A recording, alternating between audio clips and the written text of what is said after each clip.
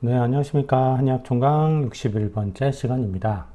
이제 오늘부터는 오행학설의 응용을 할 건데, 이게 사실 지금까지 오행학설에 대해서 배웠잖아요. 오행론에 대해서 배웠는데, 이게 도대체 어떤 식으로 구체적으로 우리 인체나 이런 데서 응용이 되고 있는지를 한번 볼 거고, 이 오행학설의 응용 파트가 거의 마지막입니다. 근데 이것도 조금 길어가지고 몇 부에 걸쳐서 아마 진행이 될 거예요. 그래서 오늘은 일단 오행학설을 어떻게 응용하는지 그 이론적 기반이나 이런 것들이 뭔지를 조금 볼 건데 일단은 봐볼게요. 보시면은 일단은 개요입니다. 이 오행학설은 어떻게 응용이 되느냐? 기본적으로 오행학설은 이게 돼요. 어떤 개체와 현상들의 약간 개별적인 것들 있잖아. 뭔가 시간적, 공간적으로 떨어져 있는 것 같은 개체 현상들의 유기적인 연계성을 부여해주는 강력한 이론적 기반이 되거든. 그럽니다. 그래서 보시면은 이렇게 되거든요. 좁게는 인체 내에 국한된 어떤 개체나 현상들 있잖아. 뭔가 간단히 보면 뭐 간신 및 배신도 약간 떨어져 있죠. 물리적으로 떨어져 있고 아니면 뭐 심과 어떤 심박동 간의 관계 이런 것들 있잖아. 심과 혈액순환의 관계 이런 것들 뭔가 전혀 연관성이 그렇게 많지 않아 보이는 것들에 유기적 연계성을 부여해 주는 거지. 그래서 좁게는 인체 내에 국한된, 넓게는 뭡니까? 자연과 인체 간에 존재하는 물리적 시간적 간격이 다양하게 분포된 모든 개체 현상들을 일단 이렇게 하는 거지. 그 각각의 A, B, C, D 현상이나 개체들을 오행으로 귀납 배속시키는 거야. 그러면은 이렇게 될 수 있단 말이. 어떤 개체 현상에게 특정 양상의 변화가 유발될 경우 이 개체 현상과 동일한 오행에 배속된 개체 현상들이 있겠죠. 얘네한테도 연쇄적으로 유사한 양상의 변화가 생기지 않겠냐. 이거를 가능하게 해주는 게 이 오행학설인 거지. 그래서 예를 들어서 보면은 여기 단어 하나를 먼저 볼게요. 요 황황이라고 있는데 이게 눈, 어둘 막 희미하게 보이는 거 있잖아. 뭔가 희미하게 잘 안 보이는 거. 희미할 황이야. 그래서 이게 보면은 이 문장을 보면 간이 허하면 눈이 침침해서 뭐 보이는 게 없다 이거지. 간단히 보면. 그래서 이거는 결국 어떤 식으로 논리 전개가 되는 거예요? 간과 눈이 엄청나게 공간적으로 떨어져 있잖아. 간은 횡격막 아래 있고 눈은 어디 있어요? 엄청 위에 머리 쪽에 있잖아. 근데 이거를 되게 간단하게 간은 목에 속하고 눈도 목에 속하기 때문에 간허하면 둘 다 목이기 때문에 눈도 뭔가 기능이 떨어지지 않느냐 이렇게 볼 수 있는 대전제가 오행학설이라 이거지. 쉽죠? 그 다음에 뭡니까 또? 상생-상극 관계의 오행에 배속된 개체 현상들 간에는 기본적인 오행 상생-상극 기전과 유사한 생리병리적 작용이 나타날 수 있는 거지. 이런 작용을 유발시켜주는 어떤 모종의 기능적 연계 구조의 존재를 전제할 수 있게 되지. 그지? 이로 인해서 인체 내에서 일어나는 뭔가 생리적, 병리적 변화들을 단순히 개별적으로 보는 게 아니고 뭔가 종합적으로 봐서 입체적, 효율적으로 설명을 할 수 있는 거야. 그런 틀을 제공해 주는 게 오행학설이라는 겁니다. 그래서 이 두 번째는 뭐냐면 이게 첫 번째는 그거예요. 둘 다 뭐야?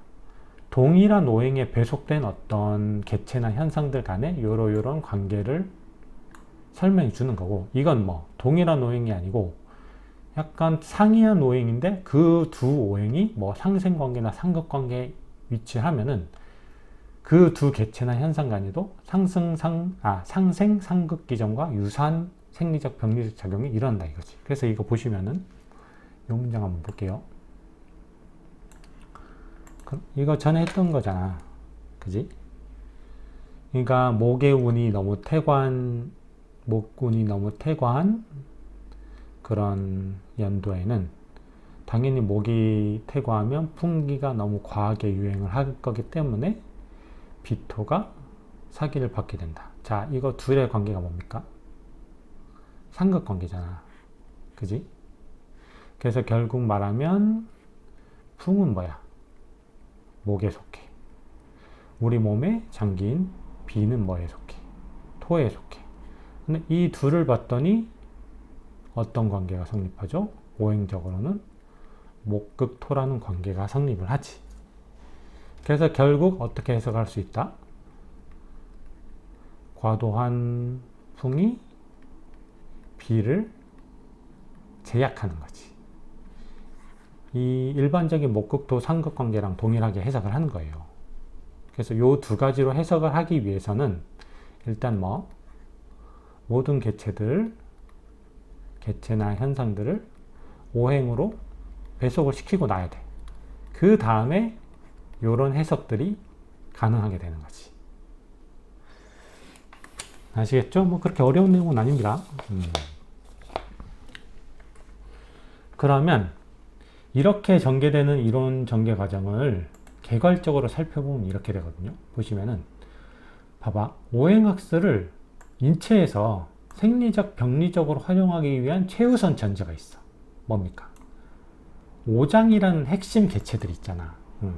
오장을 일단 오행에 귀납 배속시켜야 돼. 그래서 구체적으로 보면 체내에서 일어나는 모든 생리적, 병리적 변화의 가장 근간이 되는 어떤 개체나 체계가 뭡니까? 오장이죠. 자, 이거 한자가 다른데 그렇게 엄밀히 구분해서 쓰진 않는데 엄밀히 구분하면 이렇게 돼요. 이 오장이라는 거, 육달월변이 붙은 오장은 개체적인 측면이에요. 그래서 간이라면 그냥 간 그 자체를 말하는 거야. 아시겠죠? 근데 이 육달월변을 뺀 요 저장하다 장을 쓴 경우는 간과 연계된 모든 어떤 유기적 체계들 있잖아. 눈이 연계되고, 소설 기능이 연계되고, 이런 것들 있잖아요.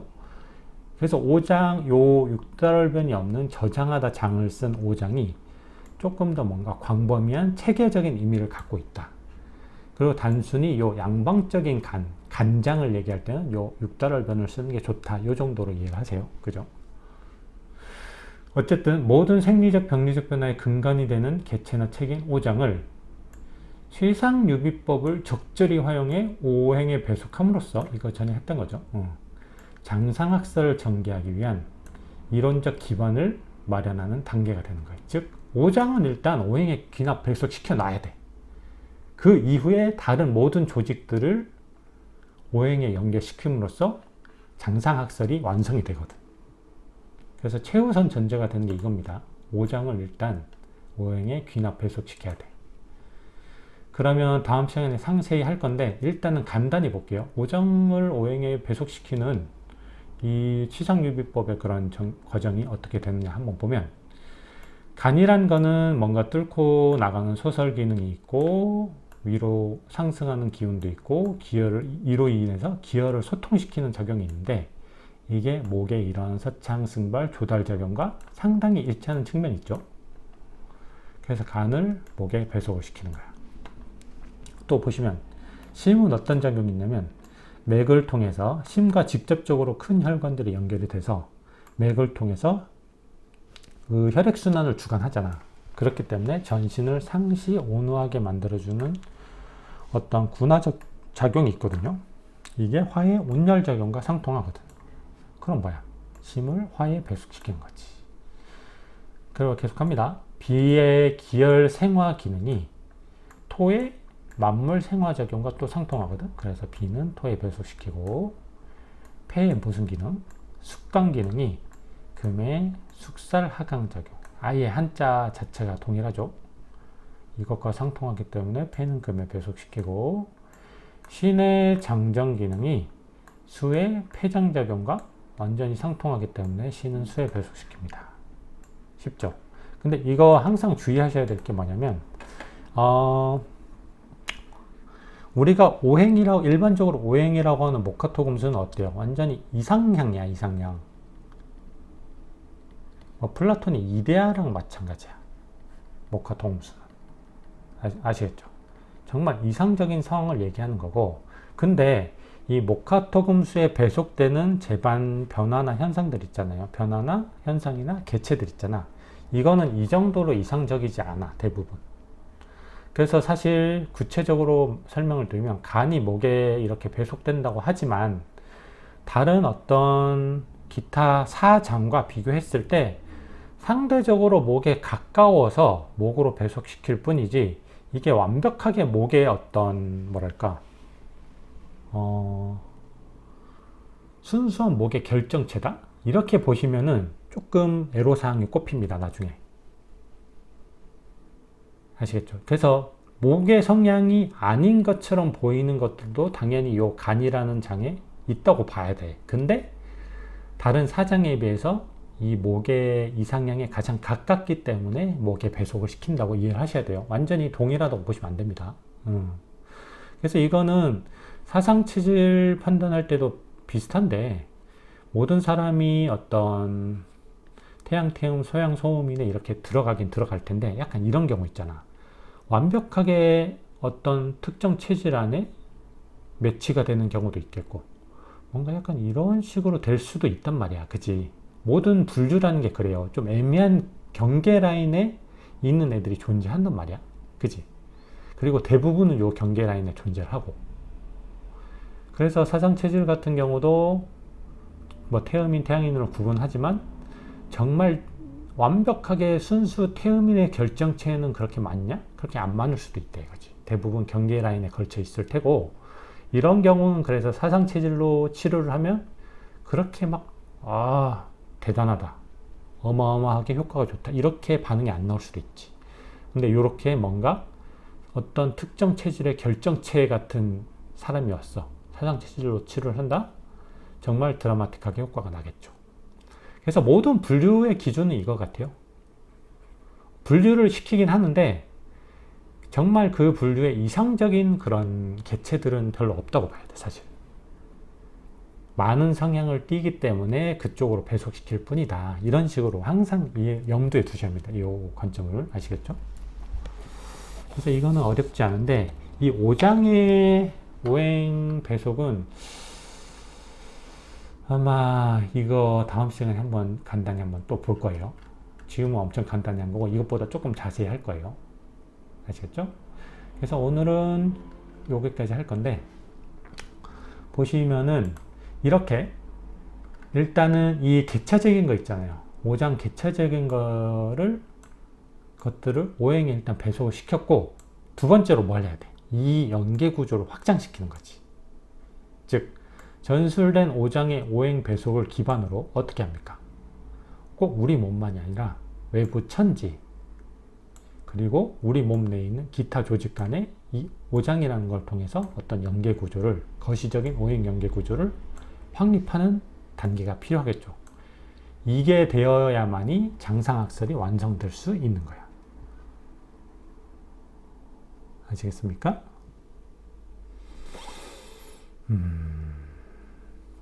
그래서 차분히 볼 건데 여기서 한자를 또 볼게요. 여기 구멍이라는 뜻의 요 규가 있습니다. 규. 또 순간 먹통이 되는데 이게 구멍규입니다. 구멍규. 구멍규예요. 근데 구멍에는 구멍공이라는 것도 있어. 아시겠죠? 그래서 구멍규는 우리 인체에 있는 9개의 구멍을 얘기할 때 흔히 요 규를 씁니다. 그래서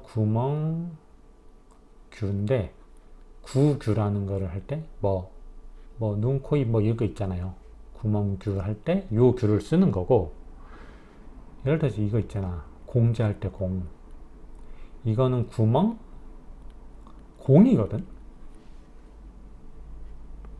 자, 그럼 이 두 개가 차이가 뭐냐? 일단은 얘가 뭐냐면 구멍공인데 어떤 식으로 쓰이냐면 위장이 내시경 하다 천공되는 경우 있잖아. 장이 뚫리는 경우 천공되다 아니면 다공질에 현무암 이런 거 있잖아. 구멍이 많이 있는 애들 진짜로 구멍이 뻥 뚫려서 그게 비가역적인 구멍들 있잖아.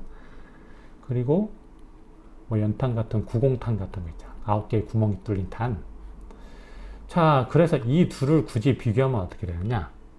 이 규 같은 경우는 뭐랄까, 상대적으로 개폐가 가능합니다. 그래서 소통성에 시간적인 편차가 존재하는 거야. 어떨 때는 조금 더 열려서 소통성이 강해지고 어떨 때는 조금 더 닫혀서 소통성이 약해지는 거지. 근데 이 공 같은 경우는 상대적으로 비가역적으로 열려 있는 거야. 이 현무암의 다공질 자체도 구멍이 왔다 갔다 하진 않잖아. 넓어졌다 줄어들었다 하진 않잖아요. 구공탄도. 그래서 약간 비가역적인 구멍에 이 공을 쓰는 것 같아.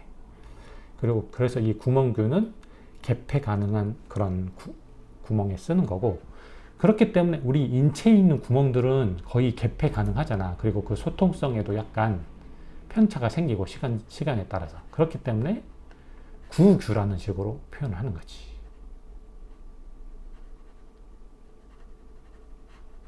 아시겠습니까? 그래서 규가 그렇게 돼요. 공하고 비교를 하셔야 돼.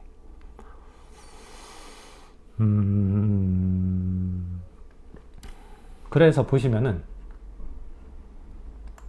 자, 5방, 5개의 방위와 5장을 일단은 연결을 시켜서 이 5방 각각의 특유한 기운이 동일한 오행 속성의 5장으로 유입되거든. 그 과정을 설명한 문장이 이겁니다. 그래서 보시면은 약간 이렇게 돼.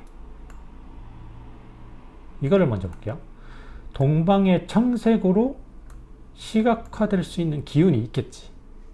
그냥 청색이라고 했지만 단순히 파란색으로 보시면 안 되고, 그 파란색을 유발할 수 있는 어떤 모든 현상적인 그런 기운이 있을 거란 말이에요. 변화가. 이것은 간의 외부와의 소통 경로인 어디? 눈으로 계규하거든. 간은 눈으로 구멍을 열어놓는단 말이야. 눈을 통해서 간으로 진입함으로써 그중 정이 간에 저장돼. 그 정미로운 기운이 간에 저장 보존되는 과정을 거치게 됩니다. 기타 사방 사장 간의 교류 과정도 똑같이 이해하시면 돼요. 아시겠죠? 여기서 한 가지 조금 짚어드리면은, 여기 조금 다른 거야 그렇다 치고 요 이음이 있잖아. 이음. 이게 뭔지를 정확히 설명을 드리면은, 가장 음적인 규가 두 개가 있어요. 우리 몸에서 가장 숨겨져 있는 규. 대놓고 말하면 벗겨야 볼 수 있는 규가 있지. 느낌 오시죠? 19금. 자, 그래서 보시면은 뭐가 있습니까? 전음과 후음이 있어. 개폐 가능한 두 개의 구멍이 있습니다. 이거는 뭡니까? 우리가 보통 소변을 어디로 보죠? 앞으로 보죠. 그래서 이거는 배뇨지. 대변은 어디로 봅니까? 뒤쪽으로 보죠. 뒤쪽 구멍으로. 그래서 이거는 배변을 위한 어떤 규가 있는 거지. 그래서 그거를 배뇨를 위한 규를 전음이라 그러고, 배변을 위한 규를 후음이라 그러는 거지. 아시겠죠? 근데 이 배뇨를 위한 기관이 남자에게는 어떻게 돼요? 사정을 위한 기관이기도 해. 두 개가 같이 겸비가 되잖아. 그지? 여자는 어떻습니까? 여자는 그렇지 않아. 이상해. 여자 같은 경우는, 이거는 그냥 해부학적으로 그냥 쉽게 볼게요. 여기가 앞이라고 보고 여기가 뒤쪽이라고 보고 밑에서 본 거예요. 그러면 약간 극단적으로 설명하면 이렇게 구멍이 3개가 있습니다. 그지? 이게 전음이고 이게 후음이야. 그래서 여자 같은 경우는 남자랑 다르게 전음과 후음 사이에 뭔가 생식을 위한 규가 따로 있거든. 그지? 생식을 위한 규가 따로 있고, 이거는 질을 통해서 자궁으로 이어지는 규가 따로 있단 말이지. 그죠? 그래서 이거는 약간 그렇게 설명하거든.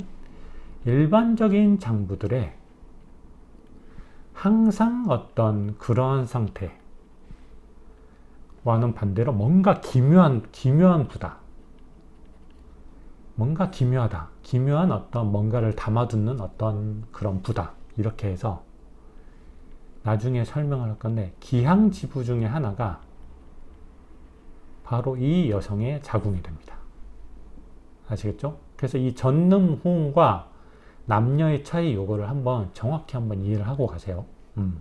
남자는 전음 호흡이 있는 건 똑같은데 남자는 전음의 어떤 생식적인 기능을 겸비를 하는데 여성 같은 경우는 전음과 호흡 외에 따로 주가 존재를 하더라. 그리고 그거는 기항지부인 자궁으로 연계가 된다. 아시겠죠? 그래서 보면은 이 교류 과정은 다 동일하게 해석을 하면 되는데 각 오장이 외계와 소통하는 규의 위치 차이가 있어. 그지? 보면은 간신비패는 결국 뭐야? 다 머리에 있어. 왜? 눈, 심은 어디입니까? 귀, 입, 코 이렇게 있잖아. 코, 즉 얘네는 다 머리 쪽에 있는데 신만이 어디에 있는 거야? 체간에 있지. 이음이 다 체간에 있잖아. 몸통에. 그래서 이런 차이가 있다. 규에 외계와 소통하는 규에는 이런 오장 간에도 위치적인 차이가 존재한다. 요거까지 짚고 넘어가면 될 것 같고, 그 다음에 두 번째는 오방이 아니고 사시와 오장 간의 연계를 시켜야 돼. 즉 어떤 계절적 이런 변화 있잖아. 그 연계를 시켜야 되는데 사시는 결국 그거예요. 사시는 결국 사시사철이라는 표현을 우리가 쓰잖아. 사시사철. 그러니까 그 추나추동을 얘기하면 돼. 계절적 변화. 사시는 계절적 변화라고 이해를 하시면 됩니다. 그리고 보시면 한자를 보시면 요 응인데 응하다, 대응하다, 응이야. 그래서 뭐가 있죠? 감응, 대응, 반응. 또 뭐 있어요? 인과응보. 그래서 이 응자로 연결된 거는 응자로 지금 오장과 사시가 연결이 되잖아. 그래서 응자로 연결된 두 어떤 변화가 있거든. 대부분 어떻게 되냐면 어떤 변화가 선행돼. 그래서 어떤 대상의 변화를 속발적으로 유발하거든. 이럴 때 응을 보통 쓴다고 보면 되지. 그래서 응으로 연계된 두 개체가 있잖아. 요 두 개체 간에는 어떤 인과관계나 선후관계나 종속관계가 유지 관계에 놓인다고 보시면 돼요. 아시겠죠? 그리고 요 둘 다 수인데 이거는 수렴하다, 거두다수야. 거두다수, 수확하다, 수렴하다. 그리고 요거는 뭡니까? 받다수. 거둘 수로도 쓰지만 받다수로 쓰이는 거지. 그래서 수용하다, 감수성. 감수성이 뭡니까? 외부 어떤 자극을 받아들이는 성질이잖아. 그래서 이거는 거두고 받아들이는 느낌이지. 아시겠죠? 그래서 요 문장을 해석해 보면 이렇게 됩니다. 오장은 모두 사시의 변화를 수용해서 변화가 유발되기는 하나, 아까 말했죠. 요 응이라고 연결된 두 개체 간에는 어떤 인과적 선후적 관계가 있는데 이 사시의 변화, 추나 추동의 변화가 먼저 선행이 되고 오장의 변화가 속발적으로 유발이 됩니다. 이렇게 유발되긴 하나 각 속발적 변화의 양상은 사시 오행 조합에 따라서 상이하게 나타나게 되니 결국 이거야. 모든 계절 변화에 의해서 간은 무조건 영향을 받아. 근데 그 중에 특별히 어떤 강하게 반응을 시켜버리는 강한 속발적 반응을 유발하는 계절이 있거든, 간에는. 이게 그 말이에요. 즉, 각 오장마다 유독 더 과하게 속발적 반응을 유발할 수 있는 계절들이 있다 이거지. 이게 그 말이야. 일단은 그래서 첫 번째 거를 요 문장을 한 번 더 설명을 해드리면은 어떤 광범위한 영향력이나 지속력, 편향성을 보유하고 있잖아. 요 사시의 변화는 어마어마하게 광범위하면서 지속적이고 강력한 변화거든. 이런 강력한 원발적 변화가 인체라는 소주 내에서 그래서 지속적으로 강력한 변화를 내뿜는 게 뭐예요? 오장이지. 그지? 이런 5장 각각의 상이한 양상의 속발적 변화를 유발하는 게 지금 요 첫 번째 문장을 조금 더 구체적으로 푼 거예요. 아시겠죠? 그래서 사시나 5장이나 둘 다 지속적으로 어떤 편향적인 변화를 유발하는 강력한 어떤 현상이나 개체들이긴 하지. 근데 얘가 뭐랄까 조금 더 광범위하고 더 강력하기 때문에 얘가 원발적 변화가 되고 얘가 속발적 변화가 되는 거지. 그런 관계입니다. 아시겠죠? 그래서 구체적으로 보면은 가는 양중지 소양이므로 봄의 기운에, 이 음양 배속은 밑에서 자세히 설명드릴게요. 이거는 조금 헷갈릴 수 있어서, 그래서 이거는 건너뛰고 쉼은 여름의 기운에, 패는 가을의 기운에, 시는 겨울의 기운에, 그리고 비는 위, 대장, 소장, 삼초, 방광과 함께 지음에 해당되니 장하의 기운에 강하게 반응하게 된다. 자, 보시면은 그래서 어떤 상생관계가 아니죠, 이거는. 약간 동류의 것들, 봄도 목이고 간도 목이잖아. 동류의 것끼리 직접적으로 보충해주는 관계가 이 사시와 오장의 어떤 연계 관계입니다. 그죠? 상생관계가 아니에요. 이 사시오인 관계는 완전 직접적으로 목은 목을, 화는 화를 이렇게 변화시키는 거지. 자, 여기서 장하가 있는데 요거까지만 하고 끝낼게요. 장하가 뭐냐면, 장하는 일단 사계에 포함된다고 보면 될 것 같아. 이게 언제냐면 음력 3, 6, 9, 12월인데 그냥 간절기 있잖아. 그러니까 지지로 따지면 진술, 충미. 전형적인 봄, 전형적인 여름 사이에 어떤 환절기가 있잖아. 그래서 이 장하는 약간 이런 식으로 보면 될 것 같아요. 물론 되게 좁게는 여름과 가을 사이에 이 어떤 장마 기간이나 이 습한 기간을 보기도 하는데, 넓게 보면 그냥 이렇게 봐야 돼. 간절기. 아시겠지? 그래서 오늘 강의는 이걸로 마칠 거고, 자, 다음 시간에 뭘 할 거냐면, 지금 요거 간신비패신의 어떤 약간 양중지, 소양, 지음 요런 배속을 해놨는데 이게 사실 애매하거든요. 요거를 제가 최대한 정리를 해서 확실히 조금 설명을 드려볼게요.